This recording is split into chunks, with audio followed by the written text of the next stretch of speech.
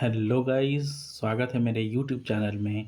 और जैसा कि मैं करते आ रहा हूँ, प्रीवियस ईयर क्वेश्चंस जो है पिछले साल या जो क्वेश्चंस पूछे गए हैं, मैं उन सभी प्रश्नों को हल करवाते आ रहा हूँ। तो चलिए फिर से आज जो है मैं स्टार्ट कर रहा हूँ राष्ट्र एकीकरण। और चूँकि इसमें 2 ही क्वेश्चन हैं, उसके बाद हम नागरिकता से रिलेटेड जो भी क्वेश्चंस आए हैं प्रीवियस ईयर में, हम जो है उन्हें हल करेंगे। राइट। तो बिना देर किए हुए सीधा हम चलते हैं प्रश्नों पे और देखते हैं कौन कौन सा प्रश्न है और वो किस कौन कौन से एग्ज़ाम में आए हुए हैं और उन प्रश्नों का हल क्या है। राइट। तो स्टार्ट करते हैं। हमारा पहला क्वेश्चन है, बोला कि स्वतंत्रता के समय, जब स्वतंत्रता के समय निम्न में से किसने रियायतों को भारत में शामिल होने हेतु मनाने का कार्य किया था। तो हमारा पहला है आंसर, पहला मीन्स ऑप्शन है जवाहरलाल नेहरू या सरदार वल्लभ भाई पटेल या B.R. अम्बेडकर, है ना। तो मैं बताना चाहता हूँ कि इसका आंसर जो है ना, सरदार वल्लभ भाई पटेल है। लेकिन जवाहरलाल नेहरू जो थे उस टाइम जो है प्राइम मिनिस्टर थे। राइट। और ये B.R. अम्बेडकर के बारे में आपने जाना होगा कि ये ड्राफ्टिंग कमेटी के जो हेड चेयरमैन थे, उन्होंने संविधान में इनका बहुत बड़ा योगदान रहा। ठीक। और ये भी है कि सरदार वल्लभ का आंसर क्या है, बी है। और सरदार वल्लभ भाई पटेल को लौह पुरुष के नाम से भी जाना जाता है। ओके, ये चीज़ को आप याद रखिए, ये भी क्वेश्चन जो बहुत बार एग्जाम में पूछे जाते हैं।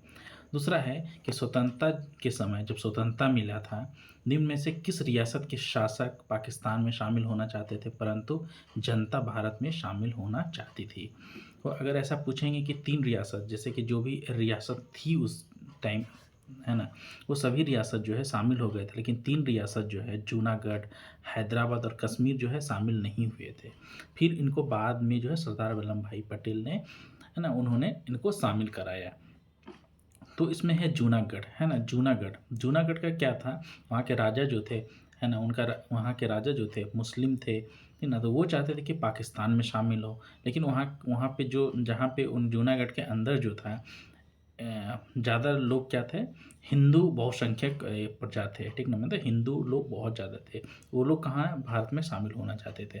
तो जूनागढ़ को जो है जन्म संग्रह के आधार पे जो है शामिल किया गया।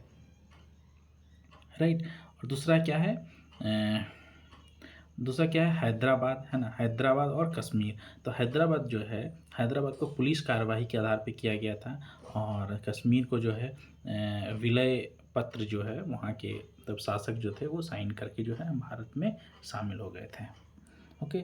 चूँकि इसमें जो है 2 ही क्वेश्चन थे, तो हम सीधा नागरिकता में पहुँचते हैं, है ना। नागरिकता से कौन कौन से क्वेश्चंस आए हैं और हम जो है उनको सॉल्व करेंगे। तो हमारा पहला क्वेश्चन है, भारत के संविधान द्वारा नागरिकता का प्रावधान है। तो बोला गया कि भारत के संविधान में किस प्रकार की नागरिकता है, एकल नागरिकता, दोहरी नागरिकता, है ना। तो हमारा पहला ऑप्शन है दोहरी नागरिकता। दोहरी नागरिकता होने का क्या अर्थ है, ये जो है अगर आप यूएसए के बारे में पढ़ेंगे, है ना, यूएसए के बारे में पढ़ेंगे तो आपको पता होगा कि दोहरी दोहरी नागरिकता क्या हुआ। जैसे कि ये एक यूएसए है ना, एक यूएसए देश है। तो यूएसए देश में जो भी नागरिक रहते हैं वो जो है उनको दोहरी नागरिकता हासिल करना होता है। जैसे कि ये यूएसए के अंदर जो है एक छोटा छोटा स्टेट्स हो गया। राइट। तो सबसे दोहरी नागरिकता क्या है, तो ये पहले इस स्टेट्स का भी नागरिक होंगे और यूएसए का भी नागरिक होंगे। राइट। तो उनको दोहरी नागरिकता कहते हैं। लेकिन भारत में क्या है, एकल नागरिकता है। राइट। तब एकल नागरिकता है तो हम इसका ऑप्शन क्या है, बी जो है इसका ऑप्शन सही है। राइट, बी ऑप्शन सही है। आगे हमारा क्वेश्चन है क्वेश्चन नंबर 2, जैसे नागरिकता संशोधन अधिनियम, जब नागरिकता संशोधन अधिनियम 2019 का उद्देश्य क्या था। तो आप जब इसके बारे में जब पढ़ेंगे तो आपको शायद पता होगा कि ये जो है अधिनियम जो लाया गया था, इसका इस अधिनियम का क्या मतलब था कि अफ़गानिस्तान, पाकिस्तान, बांग्लादेश से आए उत्पीड़न, जो भी लोग उत्पीड़ित लोग हैं, जिनको ये अफ़गानिस्तान, बांग्लादेश और पाकिस्तान में सताए जा रहे हैं ना, जो अल्पसंख्यक है, उनके समूहों को जो भारत आ रहे हैं उनको नागरिकता प्रदान करना होता है। राइट। हम देखेंगे आंसर, बांग्लादेशी अवैध प्रवासियों को हटाना ये नहीं था। वास्तविक भारत नागरिक की पहचान करना ये भी नहीं था, विदेशियों द्वारा घुसपैठ ये भी नहीं था। तो अफ़गानिस्तान, बांग्लादेश और पाकिस्तान से आए उत्पीड़ित अल्पसंख्यक को नागरिकता प्रदान करना था। मतलब डी आंसर जो है हमारा सही है। हम जो है क्वेश्चन नंबर 3 पे चलते हैं, राइट। क्वेश्चन नंबर 3 पे चलते हैं। बताया गया है कि नागरिकता संशोधन कानून कब पारित हुआ? तो ये नागरिकता संशोधन कानून कब पारित हुआ? तो इसके बारे में क्या है कि नागरिकता संशोधन जो है जब भी अगर आएगा तो लोकसभा में 10 दिसंबर को और राज्यसभा में 11 दिसंबर को पारित हुआ, तो है ना। तो इसके अनुसार से क्या होगा, हमारा बी आंसर जो है, ये आंसर जो है सही हो जाएगा, राइट। तो आगे बोल रहा है कि भारत नागरिकता नहीं प्राप्त की जा सकती है। मतलब क्या है, मतलब क्या कैसे है जो भारत की नागरिकता नहीं प्राप्त की जा सकती है ना। तो आप अगर आपने नागरिकता के बारे में पढ़ा होगा तो जन्म द्वारा नागरिकता प्राप्त की जा सकती है। मतलब अगर ये इंडिया है ना, ये इंडिया है, तो इसके अंदर अगर कोई व्यक्ति अगर जन्म लेता है, मतलब जो भारत का रह रहा हो, तो क्या होगा, वो यहाँ का नागरिक हो जाएगा देशीकरण द्वारा या किसी भूभाग में सम्मिलित होने। भूभाग का सम्मिलित होने का मतलब क्या है कि भारत है और ये एक छोटा सा कोई भी देश है, ठीक ना। अगर भारत क्या करता है कि इस देश को अपने अंदर मिला लेता है, तो जो भी व्यक्ति जो होगा इस यहाँ का नागरिक होगा, वो ऑटोमेटिक जो है भारत का नागरिक हो जाएगा, राइट। तो ये भी सही है, ये भी सही है, ये भी सही है, राइट। लेकिन फिर क्या है, भारत बैंक में धन जमा करके, इसका मतलब कि कोई व्यक्ति जो है पाकिस्तान का है, पाकिस्तान का है, वो भारत में आया और यहाँ जो है धन जमा करता है, ठीक ना, किसी बैंक में, तो वो इस वजह से जो है भारत की नागरिकता प्राप्त नहीं की जा सकती है, राइट। तो हमारा ये आंसर जो है सही होगा, राइट। हमारा क्वेश्चन नंबर 5 है, कहते हैं कि निम्नलिखित में PIO, है ना, पर्सन ऑफ इंडियन ओरिजिन, है ना, स्कीम स्कीम किससे मेल खाती है ना। इसका अभिप्राय क्या है? इसका अभिप्राय भारत मूल के उन लोगों से हैं, भारत मूल के उन लोगों से हैं जो विदेश में आवास रखते हैं, है ना। तो ये जो है सही है। तो PIO कार्ड इसलिए बनाया गया था ताकि जो भारत के लोग हैं और जो विदेश में रह रहे हैं उनका भारत में जो है आना जाना जो है लगा, मतलब कि अच्छा, मतलब कि संबंध बना रहे हैं, ठीक है ना, ताकि संबंध जो है मजबूत किए जा सके। ओके, तो इसमें हमारा ऑप्शन नंबर 2 क्या है, PIO कार्ड रखने वालों के लिए वीज़ा ज़रूरी है। क्या PIO कार्ड रखने वालों के लिए वीज़ा ज़रूरी है? नहीं, ये गलत है। जब भी किसी व्यक्ति के पास जो है PIO है ना, person of Indian origin card होता है, तो उनके लिए वीज़ा जो है ज़रूरी नहीं है, वो इंडिया में आ सकते हैं, ठीक ना। इसमें भारत, बांग्लादेश और पाकिस्तान के निवासी शामिल हैं। इसमें मैं बताना चाहता हूँ कि इसमें जो है बांग्लादेश और पाकिस्तान के नागरिक को शामिल नहीं किया गया है, राइट, है ना।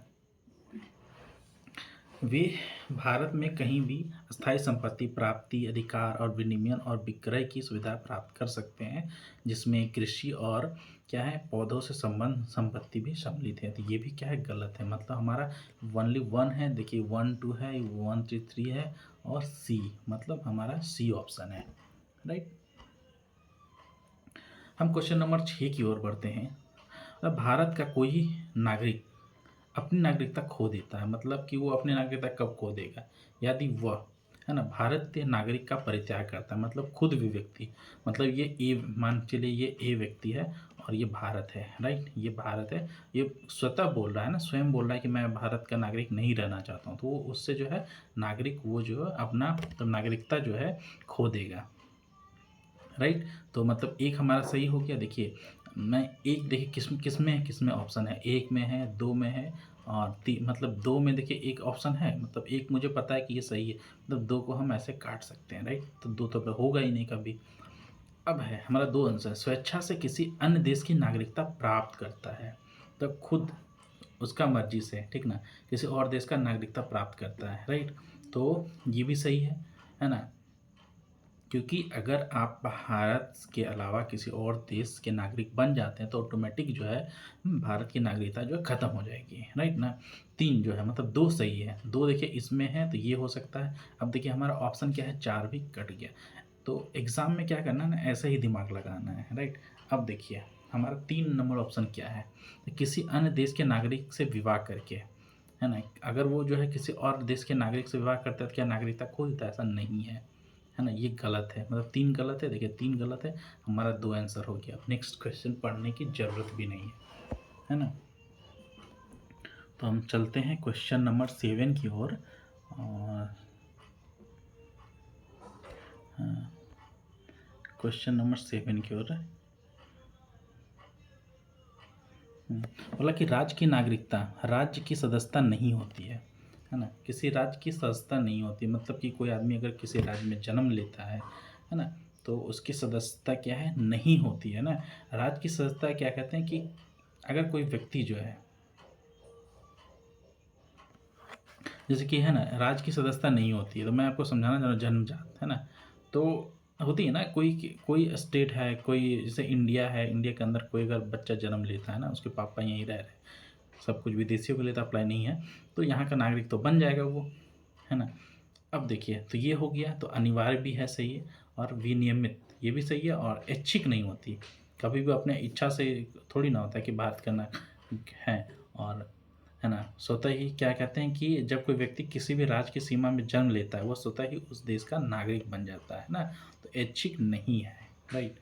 हमारा नेक्स्ट क्वेश्चन है कि नागरिकता संबंधी उपबंध संविधान के किस भाग में है? तो नागरिकता संबंधी अधिनियम जो है संविधान के किस भाग में है? तो मैंने बताया था कि भाग 1 में क्या था, भाग 2 में क्या था, तो इसका आंसर क्या होगा कि भाग 1 में हमने क्या पढ़ा था, आर्टिकल 1 से लेकर 4 तक, 1 से 4 तक में क्या था, है ना, स्टेट के बारे में था, कि पहला में आर्टिकल 1 में क्या था कि भारत जो है एक संघीय का राज्य है ना, इससे पहले वाले वीडियो में मैंने बताया है ना। दूसरा में जो है सिटीजनशिप, है ना, मतलब नागरिकता के बारे में दिया गया है ना, तो ये हमारा आंसर होगा, राइट। भाग 2 में जो है 5 अनुच्छेद से जो 11 तक दी गई है ना नागरिकता के बारे में। अब हमारा क्वेश्चन नंबर जो है 9, किन 2 प्रकारों से नागरिकता प्राप्त होती है? किन 2 प्रकारों से नागरिकता प्राप्त होती है ना?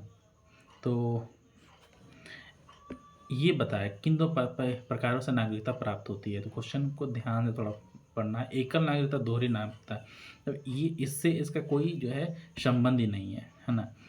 और ये जो है ना, हमारा दूसरा है बी ऑप्शन में क्या बोला, नए नैसर्गिक और अंगीकृत। नैसर्गिक का मतलब क्या, नेचुरल का मतलब क्या है, कोई व्यक्ति किसी मतलब स्टेट में किसी राज्य में अगर जन्म लेता है तो ऑटोमेटिक उस देश का नागरिक हो जाता है, मतलब नेचुरल। अंगीकृत मतलब एक्सेप्ट करता है बाय डॉक्यूमेंट्स के द्वारा, है ना, कि कुछ रूल्स होंगे गवर्नमेंट का कि इतना दिन जो है इंडिया में अगर वो रहेगा, है ना, और रहने के बाद जो है अप्लाई करता है कि मुझे यहाँ का नागरिक बनना है, तो फिर वो ऐसा हो जाता है ना। तो हमारा ऑप्शन क्या होगा, बी जो है ऑप्शन सही होगा, नागरिक एवं राजनीतिक, है ना, ऐसा ये कुछ भी नहीं है, और राष्ट्रीय एवं प्रादेशिक। ओके, तो हम नेक्स्ट क्वेश्चन नंबर 10 की ओर बढ़ते हैं। बताया गया कि निम्नलिखित में से क्या भारत का नागरिक बनने के लिए आवश्यक नहीं है? तो निम्नलिखित में से क्या जो है भारत का नागरिक बनने के लिए आवश्यक नहीं है? तो क्या कहते हैं कि जन्म, हाँ, जैसे कि जन्म के बारे में बोला गया कि अगर भारत में अगर, है ना, भारत में अगर जन्म हुआ है तो वो भारत के नागरिक होंगे, है ना। अगर वंशानुक्रम, है ना, मतलब यदि उसके माता पिता में से कोई भी एक भारत का नागरिक है तो आप भी भारत के नागरिक हो जाएंगे। ओके। देशीयकरण मतलब क्या है, यदि कोई आप कुछ शर्तों को पूरा करते हैं, है ना, तो आप भारत सरकार से नागरिकता के लिए आवेदन कर सकते हैं, राइट। तो ये भी सही है, मतलब आवश्यक है, लेकिन अग्रिम संपत्ति मतलब कोई संपत्ति जो है आपको से मतलब कोई संपत्ति आप खरीद लेते हैं, ठीक ना, तो उससे जो है नागरिकता बनने के लिए आवश्यक नहीं है ना। तो ऑप्शन क्या होगा, सी जो है सही होगा। नेक्स्ट हमारा क्वेश्चन है कि समुद्र पारी भारतीय मतलब कि OIC योजना भारत में निम्नलिखित में से किस अधिनियम द्वारा प्रारंभ की गई थी, है ना। तो OIC योजना जो है अगर अगर आपको पता होगा तो OIC योजना जो नागरिकता संशोधन अधिनियम जो है 2003, हाँ, को भारत संसद में जो है इस अधिनियम को पारित किया था ना। तो और इस अधिनियम ने नागरिकता अधिनियम 1955 का जो था, नागरिकता अधिनियम जो है, ये नागरिकता अधिनियम 1955 में इसमें जो संशोधन किया था, है ना? संशोधन किया था, तो जो है संशोधन करने के बाद जो है किया, और प्रवैध प्रवासी की अवधारणा पेश की। इसमें अवैध प्रवासी को उन व्यक्तियों के रूप में परिभाषित किया गया है जो बिना वैध दस्तावेजों के भारत में निवास कर रहे हैं, राइट? तो हमारा ऑप्शन क्या होगा इसमें? हमारा ऑप्शन ए जो है सही है। तो क्वेश्चन नंबर 12 की ओर बढ़ते हैं। हमारा क्वेश्चन नंबर 12 क्या है कि भारत सरकार द्वारा दोहरी नागरिकता कब स्वीकृत की गई, है ना? तो देखिए, मैं बताना चाहता हूँ कि भारत में तो एकल नागरिकता ही है ना? भारत में एकल नागरिकता की व्यवस्था ही है, लेकिन भारत में दोहरी नागरिकता की व्यवस्था नहीं है। हालाँकि क्या है ना, जब भारत मूल के लोगों को विदेशी भारत नागरिकता ओआईसी का दर्जा मिलता है, तो जो 2005 में शुरू किया गया था, यह दर्जा भारत नागरिकता की कुछ विशेषताएँ प्रदान करता है, लेकिन पूर्ण नागरिकता नहीं देता है ना? हमारा ऑप्शन क्या होगा, कब शुरू किया गया था? 2005 में। जैसा कि मैंने बताया कि भारत में एकल नागरिकता है, लेकिन क्या है, वो ओआईसी वाला कार्ड होगा, विदेशी भारत नागरिकता, तो ऐसे में माना जाता है। तो आज का क्लास छोटा है लेकिन अच्छा है। आप सब, आज का क्लास छोटा है, अच्छा है। मैं चाहूँगा कि आप जो है क्वेश्चन की प्रैक्टिस करें, और जब तक अच्छे से आप क्वेश्चन को ना समझ पाएँ, है ना, तब तक आप पढ़ते रहें। 2 बार 3 बार आप शायद वीडियो को देखेंगे तो आपको समझ आ जाएगा, राइट? तो चलिए मिलते हैं नेक्स्ट क्लास में। नेक्स्ट क्लास जैसा कि आप देख रहे हैं, है ना, मौलिक अधिकार का हमारा क्लास है ना, मौलिक अधिकार का क्लास है। मौलिक अधिकार से जितने भी क्वेश्चंस आएंगे हम करेंगे। ओके, तो मिलते हैं नेक्स्ट क्लास में। Bye bye.